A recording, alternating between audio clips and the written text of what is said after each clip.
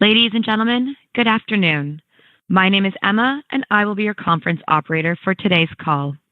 At this time, I would like to welcome everyone to the ChargePoint second quarter fiscal 2023 earnings conference call and webcast. All participant lines have been placed in a listen-only mode to prevent any background noise.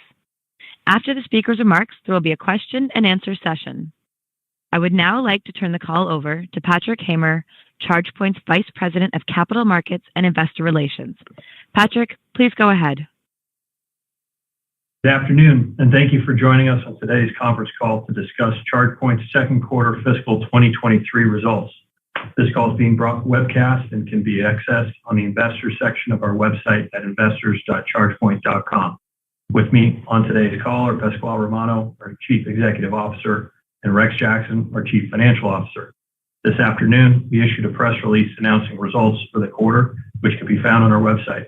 We'd like to remind you that during the conference call, management will be making forward-looking statements, including our fiscal third quarter and full fiscal year 2023 outlook. These forward-looking statements involve risks and uncertainties, many of which are beyond our control and could cause actual results to differ materially from our expectations. These forward-looking statements apply as of today, and we undertake no obligation to update these statements after our call. For more detailed description of certain factors that could cause actual results to differ, please refer to our Form 10-Q filed with the SEC on June 7, 2022, and our earnings release posted today on our website filed with the SEC on Form 8-K. Also, please note that we use certain non-GAAP financial measures on this call, which we reconcile to GAAP in our earnings release and for historical periods in the investor presentation posted on the investors section of our website. And finally, we'll be posting the transcript of this call to our investor relations website under the quarterly results section. And with that, I'll turn it over to Pasquale. Thank you, Patrick, and thank you all for joining. I am pleased to report another strong execution quarter as we posted Q2 revenue of $108 million, above the high end of the guidance provided on our Q1 call. Notably, Q2 is our first $100 million quarter, another major milestone in the company's 15-year history. And according to Bloomberg NEF, combustion vehicle sales peaked in 2017. And as we've said before and proven in historic attach rates, our growth closely tracks the arrival rate of vehicles. As consumers embrace the transition to EVs at an accelerating rate, the future of this business is incredibly strong. Year-over-year revenue growth of 93% and sequential revenue growth of 33% continue to demonstrate the company's strength across verticals and geographies.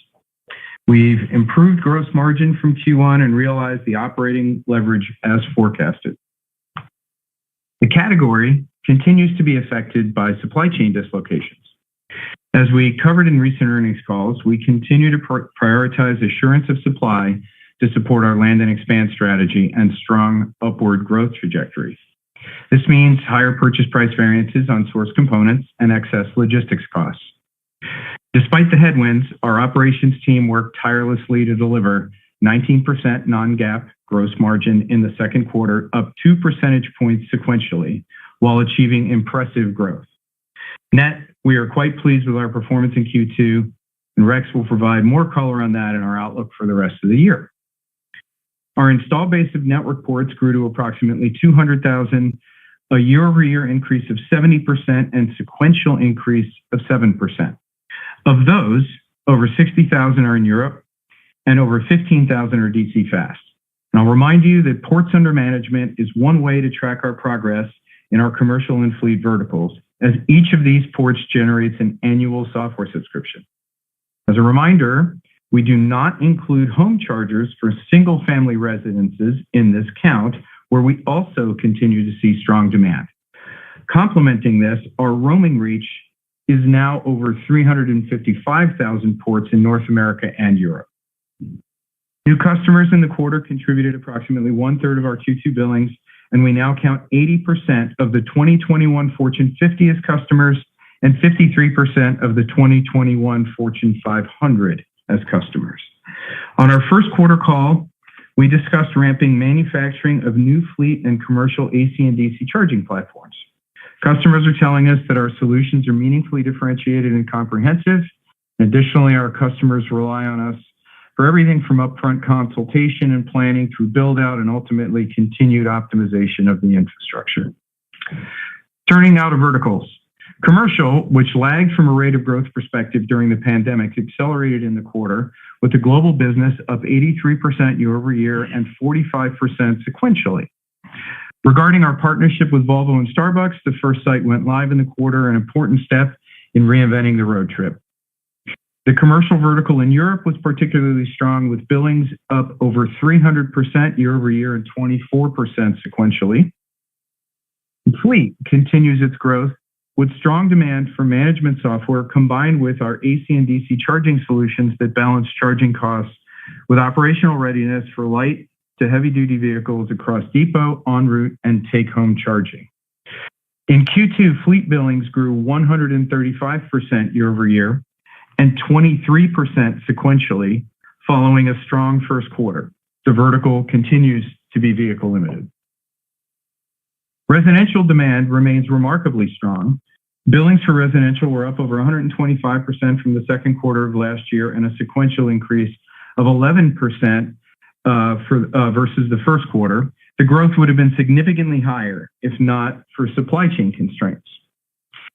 Turning to policy, our business model sets us up well to operationalize the U.S. National Electric Vehicle Infrastructure Program. Additionally, the Inflation Reduction Act was signed shortly after the close of the quarter, which includes stimulus for both vehicles and infrastructure across passenger and fleet categories. Our policy team remains engaged with federal and state agencies to help shape programs to ensure a healthy and self-sufficient charging industry. As discussed previously, we do not include these federal programs in our guidance or long-term views of turning cash flow positive. We have long said that what is good for business can be good for the planet too. Our network has fueled over 4.4 billion electric miles to date.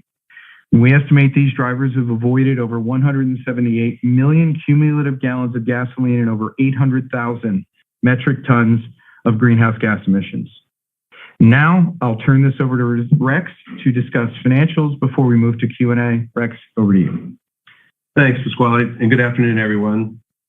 A quick reminder, as in previous calls, my comments are non-GAAP, where we principally exclude stock-based compensation, amortization of intangible assets, and non-recurring costs related to restructuring and acquisitions.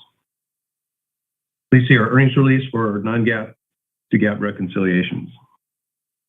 For Q2, revenue was $108 million, up 93% year on year and 33% sequentially, above our previously announced guidance range of $96 to $106 million.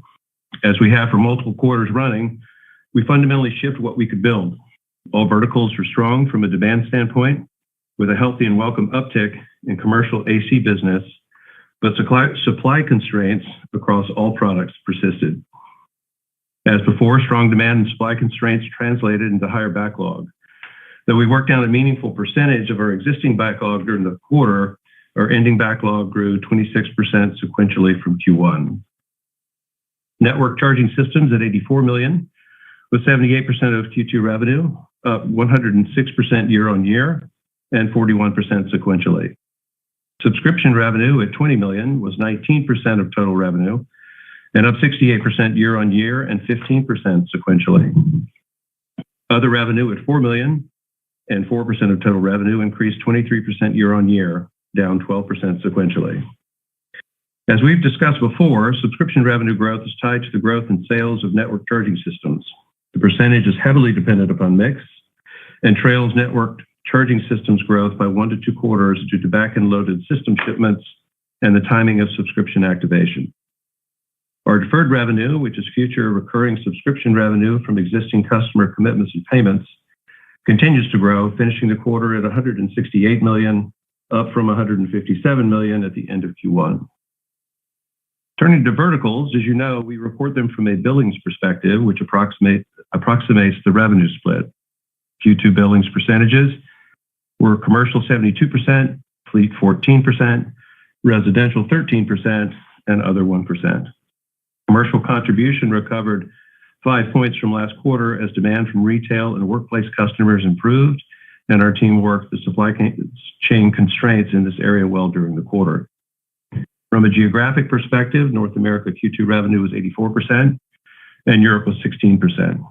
In the second quarter, Europe delivered $18 million in revenue and grew 254% year over year and 11% sequentially.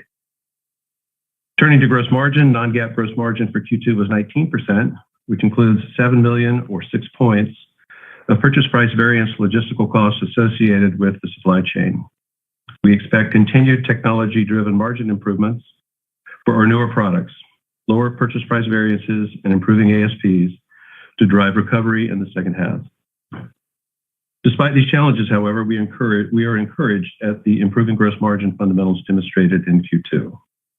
Non-GAAP operating expenses for Q1 were $80 million, a year-on-year increase of 50% and a sequential decrease of 5%. Excluding higher new product introduction costs in Q1, OpEx was sequentially essentially flat as we focus on delivering operating leverage and managing expenses against environmentally driven gross margin challenges. From an operating leverage perspective, we are pleased to see OpEx as a percentage of revenue drop from over 100% in Q1 to 74% in the second quarter.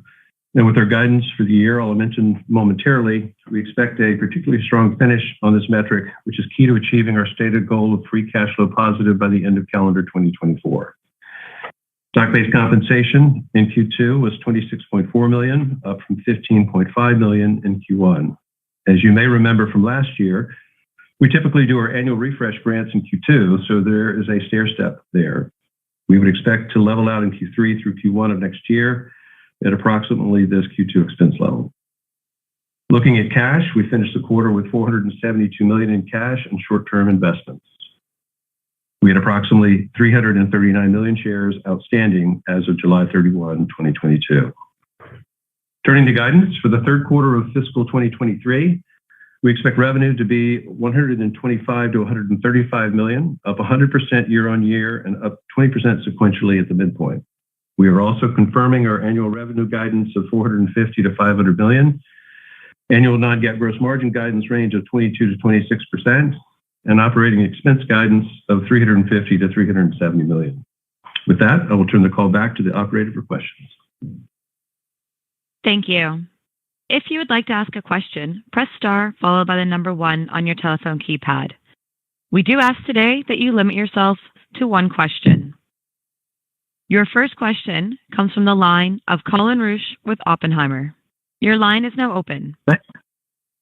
Thanks so much. I'm going to jam 2 questions in here then on this first one. So first, if you guys could comment around any of the indications that any of the NEVI funds are starting to get prepared to come out, what you're seeing on that front, and then also indications or activity around commercial vehicle fleet preparations for infrastructure in North America. And if I have a follow-up, I'll squeeze that in as well. Thanks, guys. Hi, Colin. Happy to answer those 2 questions. To take the first one, we've been very consistent on comments related to NEVI on earnings calls and other forums that we've presented in. As a company with the 15-year experience that we have in engaging in policy heavily, things always take longer than you expect. And so we don't have any expectation there'll be any significant flow this year at all, anything material with respect to NEVI.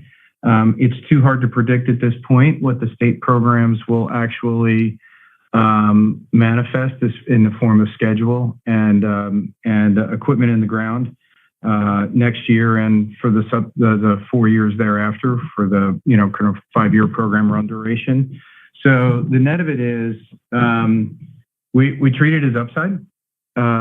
It's a great tailwind for that segment of the business that affects one of our verticals, and we're in many verticals, and that's just in the passenger car class that's dealing with the driving beyond your battery range. So again, we'll treat it completely as upside, and we'll be very conservative with respect to how we plan for that going into next year because life always has more imagination than we all do. On the second point with respect to fleet vehicles, we are seeing, if you look at the transit category for bus, We are seeing that scale now because those are the most mature with respect to the number of OEMs that serve that segment with mature product. So transit's moving nicely. Light commercial is has a lot of overlap with passenger vehicles, and just there isn't the volume going into that segment just yet. And same thing with class kind of 4 through 8 vehicles and yard haulers. They're very, very, very right now vehicle limited, but we do expect next year that to start to ease back as OEMs start to hit their production ramps on vehicles. But again, we'll be relatively conservative with respect to that because, again, until you see it, you don't want to bet on it. But, for us on the fleet side, it's about the logo wins. It's get the customers integrated. It's just as hard to get a 5-vehicle pilot off the ground as it is to get a 50-vehicle or a 500-vehicle or deployment off the ground when it comes to software integration, planning, et cetera. So we're laying all that groundwork now.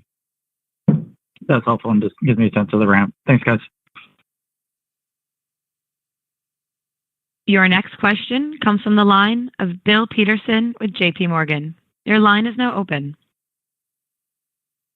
Yeah, hi. Thanks for taking the questions. I was hoping you can help us understand, what was better in the quarter. I guess what you're able to, deliver in excess of what you thought maybe at the beginning of the quarter.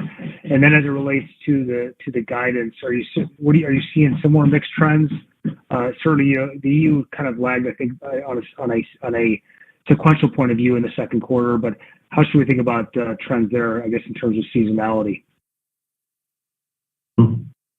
Hi, Bill. It's Rex. So in terms of what picked up in the quarter, as we said in our prepared remarks, we had a very nice performance from the commercial vertical that had a nice little recovery. It was the one part of the business that lagged the most, relatively speaking, of course, during the pandemic. So very, very welcome to see that coming back.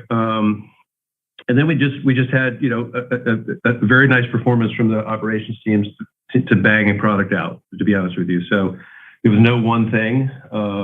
It wasn't like anything outperformed something else other than the one commercial thing I mentioned. And so we were able to outperform a little bit at the end of the quarter. But again, nothing systemic that I could describe for Q2. So if you look at Q3 and the guidance for the rest of the year, I think what we see there is we were able to grow from Q4, a little bit from Q4 to Q1, then nicely from Q1 to Q2. Obviously, you can do the math of Q3 and Q4, good growth, but not outlandish. And we think our teams and our supply chains are up to it, and just in terms of hitting those numbers. And clearly, we have a nice backlog backing us up as well. So, I think this is more of a consistency ball game right now until the external environment changes. Where we just keep pushing the envelope, but any breakouts that we would expect would be a function of the external weather clearing up considerably from where it is today. So hopefully that answers your question. Yeah, mostly except for the European seasonality. But I guess just the second question. Go ahead. Yeah, go ahead.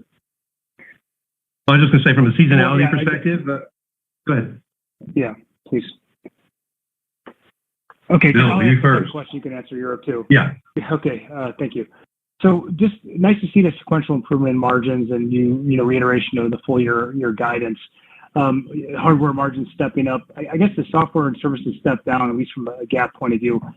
How should we think about the margin? I guess what was the reason for that, and how should we think about the margins of that segment, going forward? I presume that's going to be a key factor in driving full year margins to the 22 to 26% range you talked about. And so you're being specific as to the software side of the house? Well, I mean, if you could break down how we get to the margin range you provided, that'd be helpful. But I mean, I'm trying to understand why the software stepped down as well in the second quarter. Yeah. Okay, so if you look at the quarter we just finished, going from 17 to 19, you can imagine there's a lot of operational grinding it out that happened to provide those improvements, and it really comes from a broad base of things that we do. And it's everything from negotiating a given component supply to designing in, new components that have a lower cost profile. We obviously have new product introductions that are happening as we speak, and being able to just continually work the process to bring down cost and therefore gross margins up on the hardware side is just something we do every day. And I think we've got a pretty good start here in coming off the 17% from last quarter. From a software perspective, our subscription line obviously includes both software and our Assure warranty product. What most people don't know is that we put our call center costs against our subscription line, which is why the gross margin on that is less than what you would expect from a pure software, or pure software or SaaS business. And I think I think the big thing there is going to be to scale, because I think there's a baseline level, and it's not a low baseline, it's a high baseline. There's a high bar that we want to accomplish from a driver, host, support perspective, and obviously from a warranty and field support perspective. So I would expect, we're investing heavily there, and we'll continue to do that, but you'll see efficiency and scale gains for that over time as we go into next year. Thanks. And as you can get back to the European, sorry to interrupt that earlier. Yeah, I thought you asked a question about seasonality. Europe had a really good quarter this quarter. Its sequential growth was not as big a number, but that's because it had such a great quarter last quarter.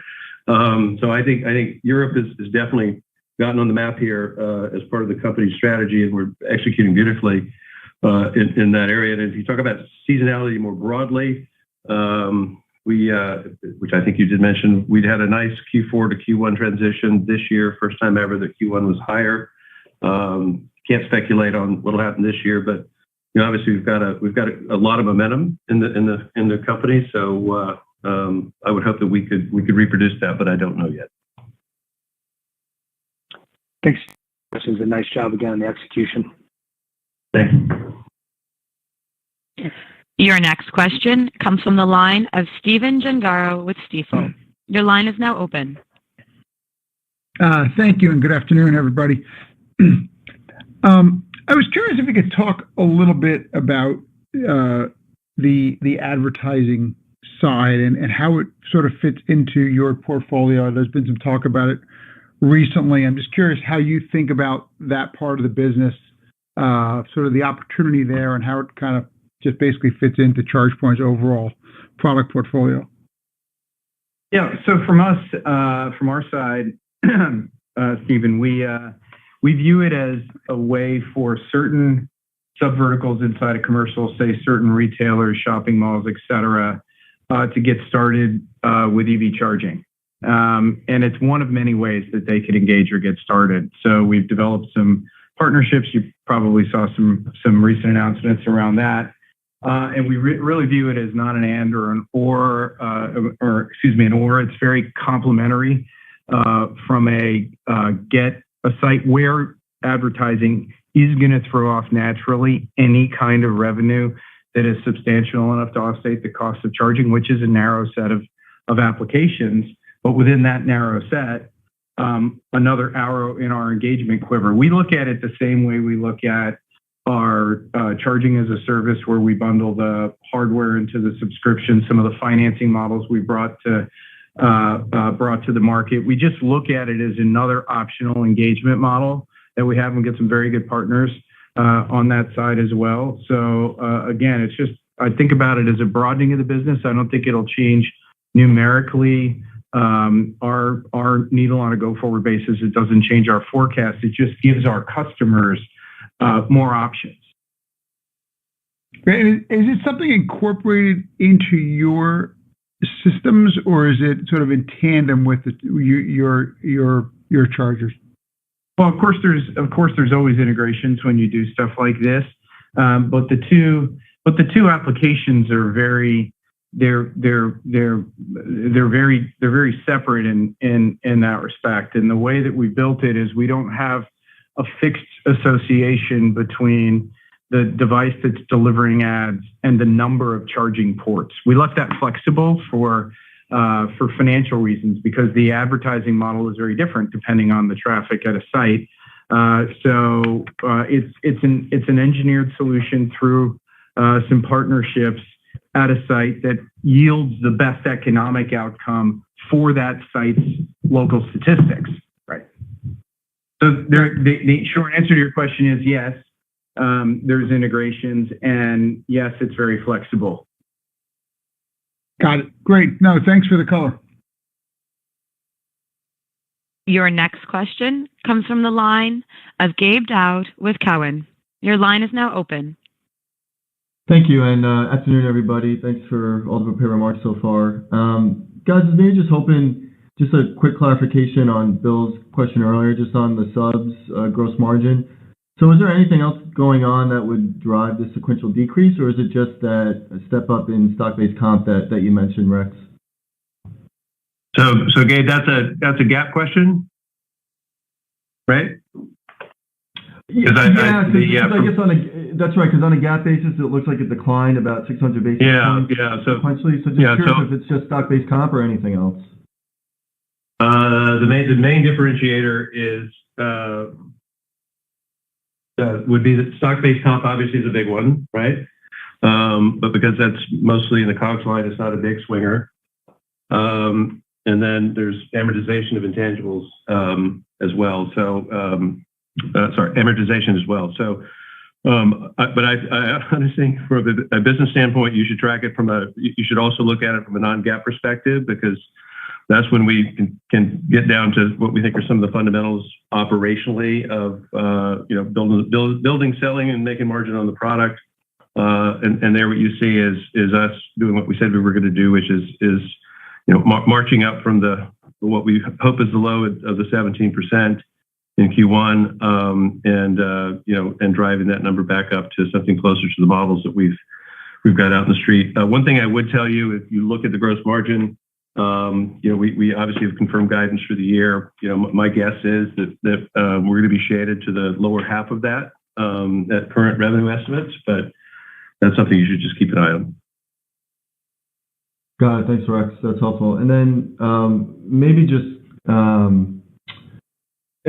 you guys have obviously said a lot already on margin, but just curious if we could get a little more color on the specific levers that you highlighted previously and how those are progressing, I guess. So it would be the ASP increase. I think you also introduced a new power module on the CPE 250s. So just curious how those two are progressing and if that's making the impact that you expected so far. Thanks, guys.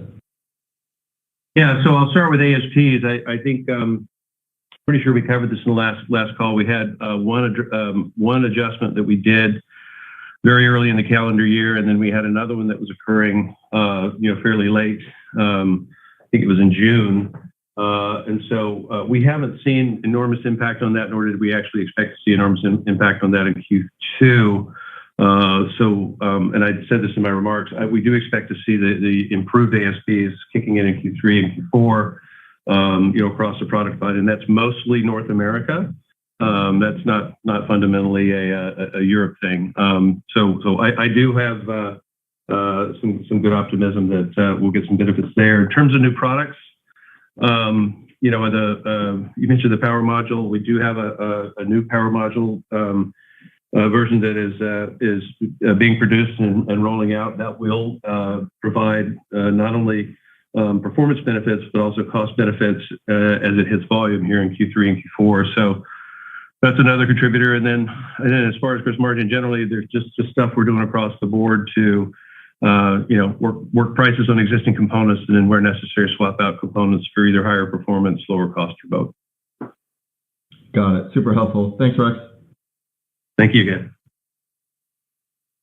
Your next question comes from the line of James West with Evercore. Your line is now open. Hey, good afternoon, guys. So, Pat, you mentioned, so Pat, I wanted to dig into fleet a little bit more. Obviously, you mentioned, we're vehicle limited at this point, but the vehicles they're coming. They're coming next year, and they're going to ramp pretty significantly, and that's going to be a big chunky piece of your business. So, I guess, how are you thinking about your supply chain, your contract manufacturers, ramping or expanding your capacity to handle that, what's going to be probably a pretty big surge in volumes? So, James, the increase in volume due to vehicles it'll still have a ramp profile to it. And remember, we use the same hardware platforms. Right. Universally, we use the same commercially and fleet. There may be some configuration options that are a little bit different between the two markets. So, first of all, we're always improving the sophistication of our supply chain and CM base, and that's an ongoing optimization process that we would be naturally running. One, two, I think we're reasonable forecasters, as evidenced by a lot of the things that we've managed to forecast accurately since we've been a public company. You can look back at the records there. So we think we're well matched with respect to capacity. We just as a matter of course with the factories, we control the test infrastructure. We can scale that pretty much at will. And all our downstream CM partners, they're not capacity limited with respect to the ability to dedicate more and more labor and CapEx to our manufacturing needs. So net, I don't see supply chain as the real limiting factor on fleet. I still see it being more vehicle limited. Okay. And then when you're talking to your potential fleet customers, where are they in their process of getting prepared for these deliveries? Well, it depends on, obviously the answer is it just depends on the customer. There's some customers that are already way up the learning curve. They've been, piloting things and frankly, hiring people out of, our industry, the utility industry, the vehicle industry, et cetera, to kind of get ready for this. And then there are others that are a little bit more nascent in their understanding of things. So it's a spectrum. But I think, we can stand in for customers that have a bit less aptitude because we have really fantastic consultative and design build services, very comprehensive software. We're really one-stop shopping. And for customers that are further up the learning curve that want to be engaged more, we can certainly support that as well. So again, I think if I were in your shoes and modeling, I would be looking at still at the vehicle curves. I think fleet, much like our commercial business, is going to be inextricably tied to vehicle penetration into the vertical. Right. Okay. Got it. Thanks, Matt. As a reminder, we do ask that you limit yourselves to one question per person. Your next question today comes from the line of Craig Irwin with Roth Capital. Your line is now open. Hi, good evening, and thanks for taking my questions.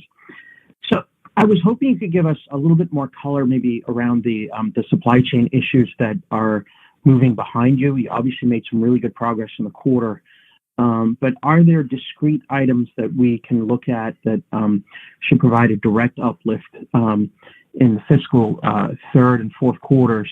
And how do you feel about the longer-term trajectory recovering to some of the historic performance levels and targeted performance levels that were shared at the time of the SPAC merger? Craig, I think it's easier to answer it from the last question and then work back into the specifics. Environmentally, demand for electric vehicles exceeds supply by a long margin. So if the macro environment, and no one has a crystal ball on the macro environment, but if the macro environment for consumer goods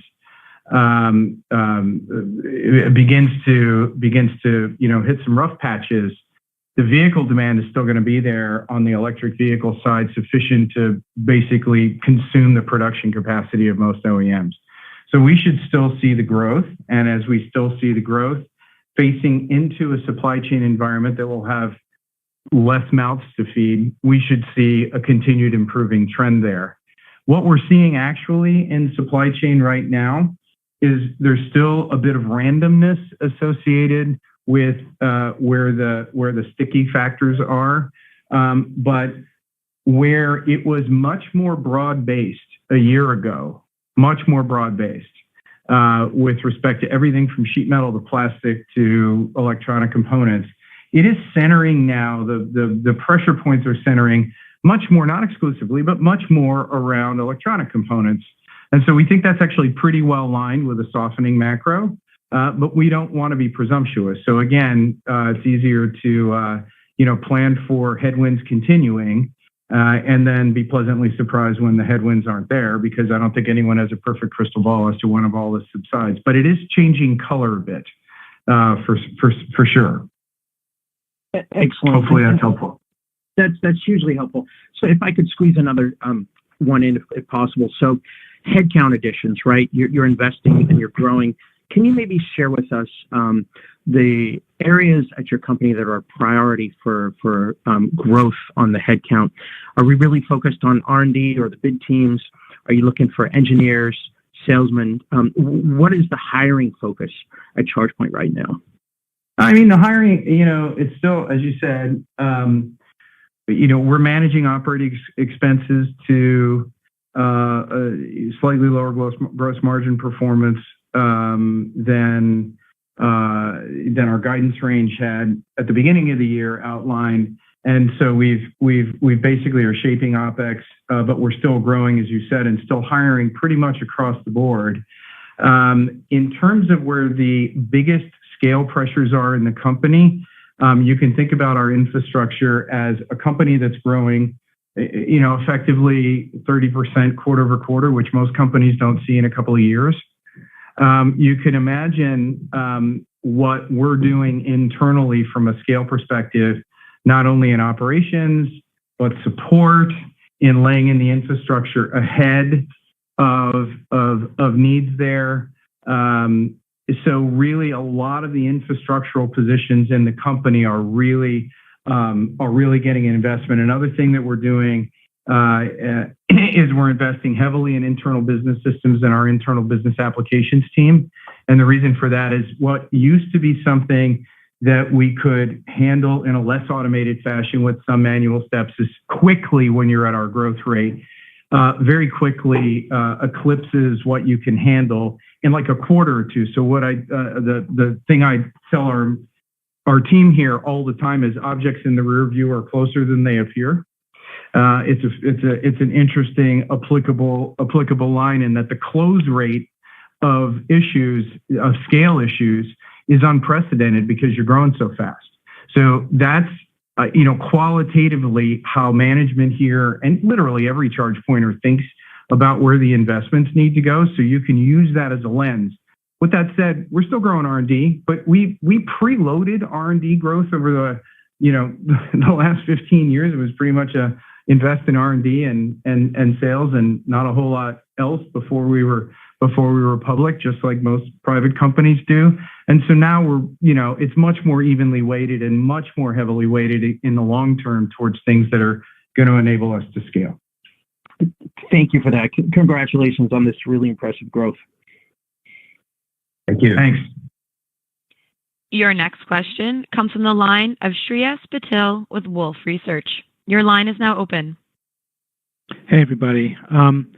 Just wanted to ask, just one on what was the supply chain impact to margin in the quarter, and within that also, how should we think about what the revenue or the shipments could have been if not for the supply constraint? I guess what I'm trying to think through is the underlying growth, the underlying level of demand that you're seeing, and your ability to supply that demand in a more unconstrained environment. Yeah, so hi, Shreyas, it's Rex. So the impact we're quoting is about $7 million or 6 percentage points in quarter of things that we would call purchase price variances or unusually adverse logistics costs, expediting costs, those sorts of things. So that's been reasonably consistent this year. We had 6 to 9 points in Q1, two different issues, a 6 and a 3, by the way. And then this quarter again at 6.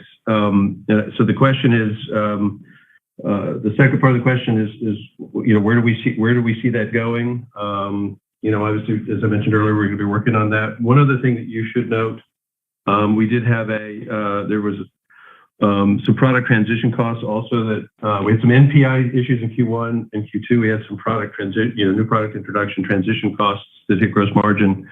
So we do think fundamentally there could have been some additional upside there. So I think what's going to happen is growth into Q3 and Q4, some easing of the supply chain issues that we see will help us drive gross margin. And then on the kind of the woulda, coulda, shoulda question of what could revenue have been, we have a very large backlog. We've not actually given a number to that, but it went up 30+%, I think, in Q1, and then it went up another 26% in Q2. So you can imagine, if we could literally just, build anything and everything and ship everything, we would have a substantially higher number on the top line. There's no question about that. I can't give you a number, but it would be materially different.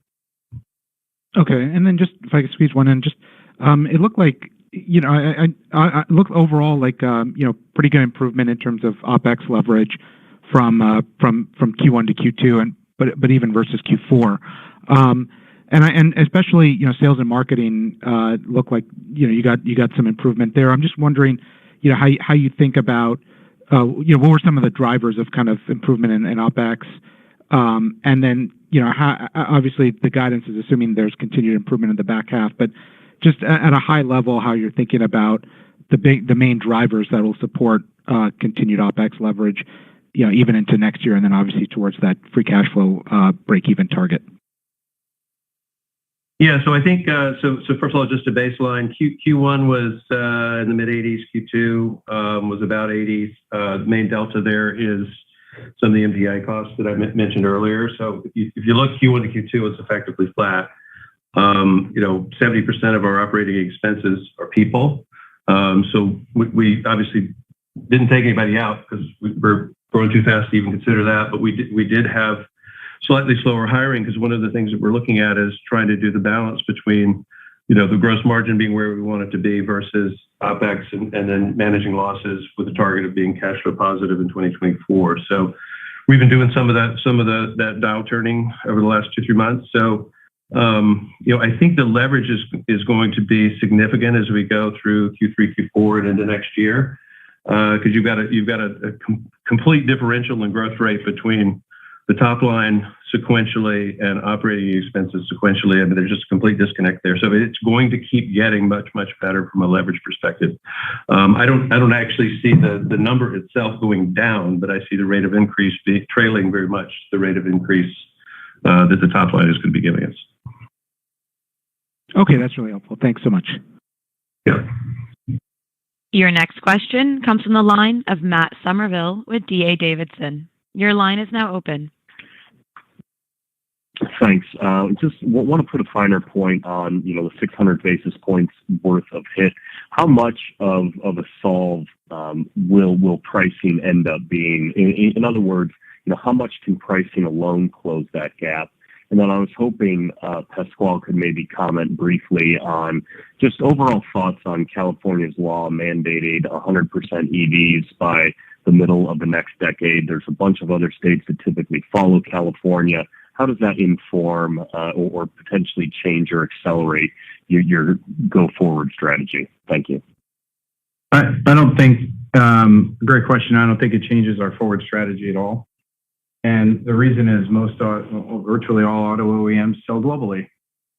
And if you look at what's already been put in place with respect to bans on internal combustion vehicles, 2035 is about the centroid of the number that's already been put in place in a lot of different places around the planet, especially in Europe. And it's impossible to maintain R&D on the internal combustion side and the battery electric side because the platforms are, to optimize them, they're substantially different in the end. So the net of it is I really support what California has done in terms of aligning with a lot of the bans that have already been put in place. But I don't think it materially changes. I don't think it really materially changes the adoption rate of electric vehicles. You've already got, by the way, consumers. If you look at all the consumer studies, right, consumer demand for electric vehicles exceeds supply, and auto OEMs are going to have to refit their entire manufacturing infrastructure to come up to curve to meet the demand and ultimately only ship electric vehicles. I've got an interesting one for you that I've commented on and when I've gotten this question in other forums outside of an earnings call, in that any stated ban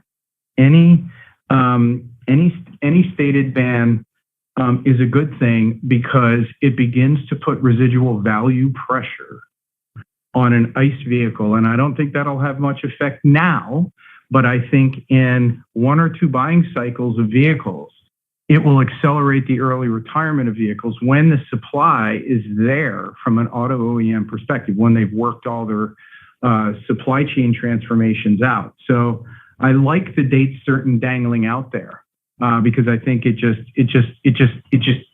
batting cleanup, so to speak, on the conversion to electric vehicles. I'm going to turn the PPV versus ASP question back to Rex. Since he was commenting previously on margin, I'll let him take that one. Yeah. Rex?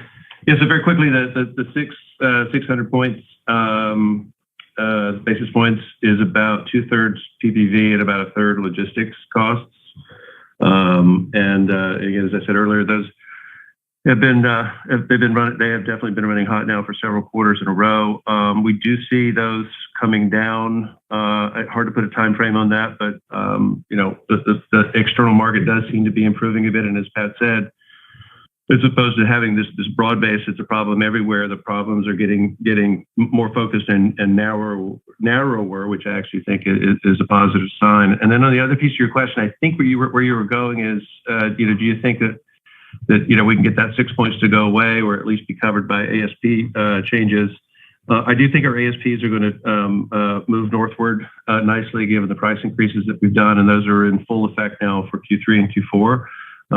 So as you can imagine, you announce them in June, but they don't really take effect until you get to Q3, Q4. And so I think that'll be a nice bump. And then I think the other things is as the environment improves, will naturally decline. So I'd like to think that as those two things converge over the next 6 months, that we'd actually be in a substantially better place. It will more than cover the 6. Understood. Thank you, guys. Your next question comes from the line of Kashy Harrison with Piper Sandler. Your line is now open. Good afternoon, everybody. Thank you for taking the questions. Just two quick ones for me. Pasquale, just and apologies if you mentioned this, but just at a big picture level, can you talk about how you're thinking about the impact of the Inflation Reduction Act across your business in light of your discussion around demand above supply capacity? And then Rex, could you maybe clarify for us, do you expect to be at the bottom end of the guidance range for OpEx? And that's it for me. Thank you. So thank you for the question. I'll take the first one, Rex. I'll take the second. The Inflation Reduction Act, here's what we like about it a lot. Well, we don't dislike anything about it is the headline. What we like about it is that it has reasonably balanced incentives for both commercial and fleet vehicles as well as the associated infrastructure. So it's very key for us from a policy shaping perspective to see policies that look at the whole picture in totality and don't create effectively demand hotspots or incentive hotspots, so to speak.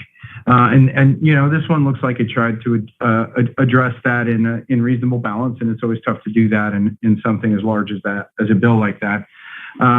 So kudos to the authors. In terms of impact to the business, the fine print on the usability of the tax credits, given the customer's unique situations tax-wise, is always the wrinkle with a tax credit-based incentive, or for that portion of what's in our IRA. So it's hard to call, but again, because we are probably over the next couple of years still going to be supply limited on vehicles relative to demand in both fleet and passenger cars, I don't necessarily think the infrastructure pressure and the subsequent demand on our business will change a whole lot, but it does, I think, on the margin, get the smaller companies off the blocks because there is a little grease to the skids there, right? If you look at the quotes that I made in my prepared remarks with respect to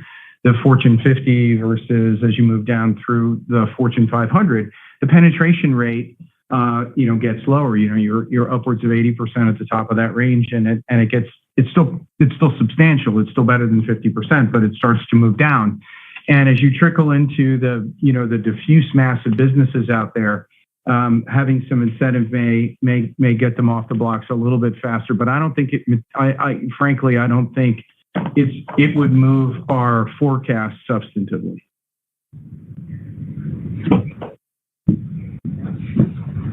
And you want me to take that second piece? Yeah, on that second piece around operating expenses, I'd say two things. One, as I said earlier, on the gross margin side, if you do the math for Q3, Q4 against guidance, you would probably ascertain that we're looking at shading towards the lower half of that range on gross margin. And as a result, we want to be responsible from a headed to cash flow positive perspective, and so we are feathering back our operating expense estimates. So I would expect to be in the lower half of that range as well for the year. Excellent. Thank you. Your next question comes from the line of Ryan Greenwald with Bank of America. Your line is now open. Good afternoon, guys. Thanks for the time and the updates. Just to dive a little deeper on the advertising network partnership discussed a bit earlier, any incremental color you guys can provide around what monetization looks like and how revenue and costs from the partnership will ultimately be shared?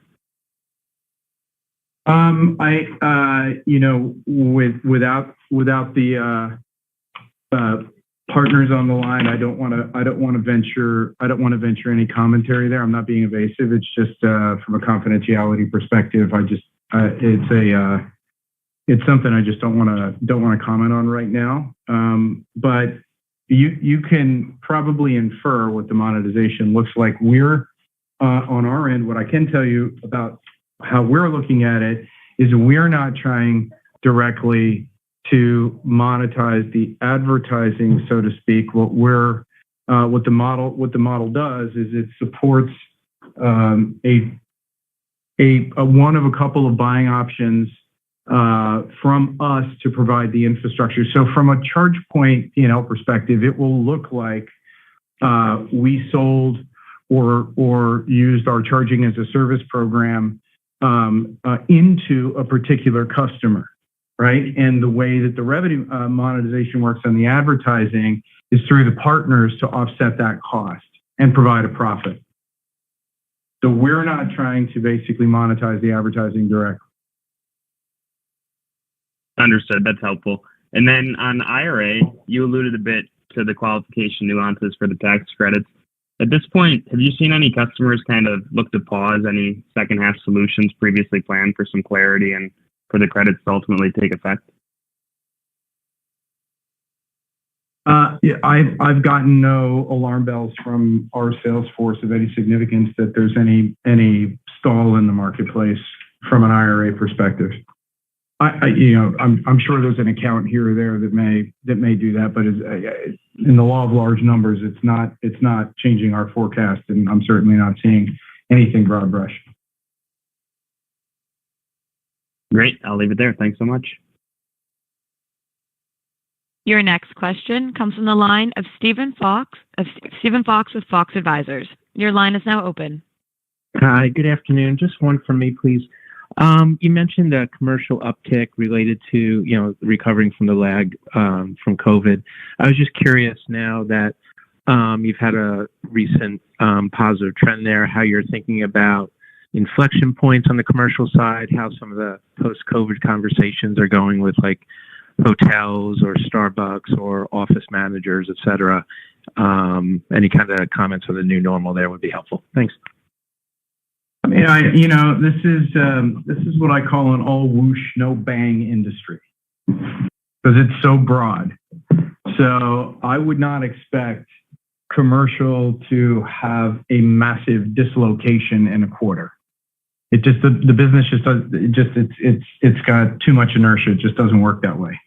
What we are seeing is it's just unprecedented, the level of engagement from a broad base of subverticals in the commercial space. Everything from parking operators, commercial real estate operators, hospitality operators, retailers, across the board.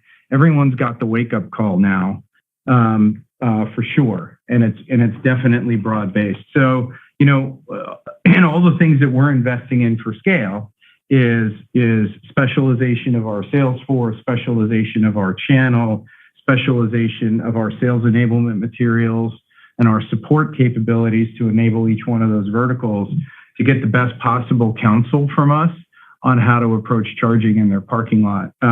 So I think you're seeing it in our growth rate, right? You're kind of seeing the evidence of it in our growth rate. And remember, that lags, right? Our growth rate that we report on is a very lagging indicator. The leading indicator into the sales force is, just a tremendous level of interest across the board. Your next question comes from the line of Christopher Souther with B. Riley. Your line is now open. Hey, thanks for taking the question here. Just real quick, you talked about increases in hardware ASPs really being US based. I'm curious why we're not also increasing in Europe as well. Maybe just talk a little bit about the market dynamics there, and then how should we think about kind of software pricing over time, kind of more broadly, as that fleet piece continues to pick up here and gain steam, as well as the residential side, kind of just strategy around, pricing for the software there. Thanks. Hey, Chris, would you mind repeating the question? You've got a pretty muddy line. Oh, sorry about that. Yeah, on hardware ASPs, you talked about the increases being really US based. I'm curious why we're not also increasing in Europe as well. And then maybe just a little bit about the market dynamics driving that. And then on the software pricing, can you talk a little bit about how that should grow over time or decline over time with fleet being a bigger piece, and residential also kind of popping in? Thanks. I heard you loud and clear that time. Thanks for repeating the question. So on the hardware front, no worries. From a hardware ASP perspective, in North America, obviously we've got a great market position here.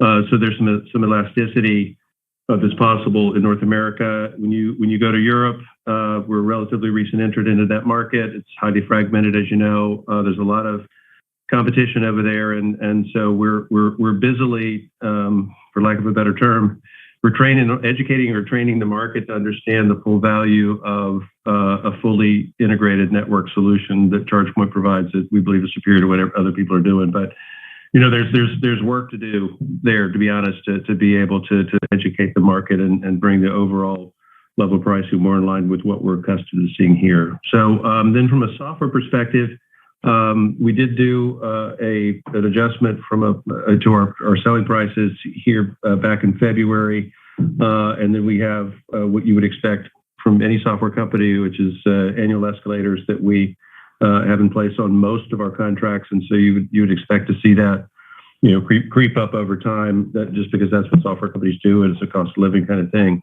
And then what's going to be very interesting to see, and I would love to forecast this for you, but I can't. But with the overall level of software content in the fleet space is going to be a meaningful adder to us.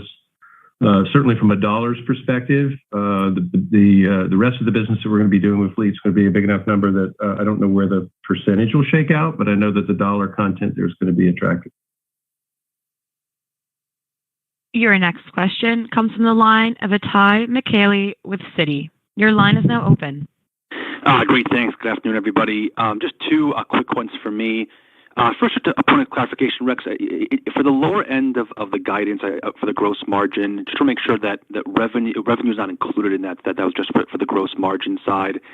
And then on the bridge from the first half to second half gross margin, any sense of how much the pricing element that you've spoken about on the call, how much that accounts for that incremental gross margin step up? Yeah. So first clarification, my commentary on gross margin and OpEx was specific to gross margin and OpEx, and there's no shading on the revenue line at all. So I'm very, very confident that we've got the Q3 guide and the annual guide there in our gun sights. Obviously, the main limiter there is just the ability to build. So hopefully that clarifies that. And then from a first half, second half perspective, I think gross margin is going to be a combination of things that will improve the trajectory there. And it's, again, everything from, the price increases kicking in can't hurt. And so obviously that will be very helpful. There's a lot of work that we're doing with our CMs, and it's everything from what they charge us to do what they do, what they charge us to get it shipped, and then, of course, what we're paying for parts. So I think we'll fundamentally improve incrementally there just by getting better at operations. I think you may have seen we hired Rick Wilmer as a gentleman to join us and focus heavily, particularly on the that operations front, supply chain side of things. So we're very optimistic there. And then we have a very strong R&D team that does a nice job of doing things like we had an original power module. Now we have a new version of the power module, and it's better, faster, cheaper, which of course you're not supposed to be able to pull off, but that's definitely what it is. So I think it's the combination of all those things is why we believe that the gross margin is headed back where it needs to be. It's very helpful. Thank you. Thank you. This concludes today's Q&A session. Patrick Hamer, I turn the call back over to you. Thank you, Emma, and I'll pass it back to Pascal Romano, our CEO and president. Well, first of all, when you cross through your first $100 million revenue quarter, there's a long list of people to thank. It really internally for a 15-year-old company, and a lot of people that have worked tirelessly to get to this point. I have to say thank you. So to all the ChargePointers out there that have been really pushing it to scale, as I mentioned in one of the answers, the quarter-over-quarter growth here is an enviable multi-year growth rate for most companies. And the team here feels that, and they've risen to the occasion, and we're really proud of what they're doing. And we're making the necessary investments, obviously, to give them an even broader foundation to stand on. So thank you to all the ChargePointers out there that are listening. And then I want to thank our customers and our partners. Our customers make this all happen for us, and they trust us, and that's an honor to be trusted by so many companies, and to have to could have come through for them, especially under very demanding times. So again, a large thanks to the ecosystem out there that makes this place go, and thank you very much to everyone that listened in, asked questions. I'm glad we had quite a bit of time. We had 45 minutes for Q&A, so it was very robust, and we have a lot of analysts that are putting a lot of time into modeling the company. So we really appreciate that. Thank you very much, and we'll talk to you next quarter. This concludes today's conference call. Thank you for attending. You may now disconnect.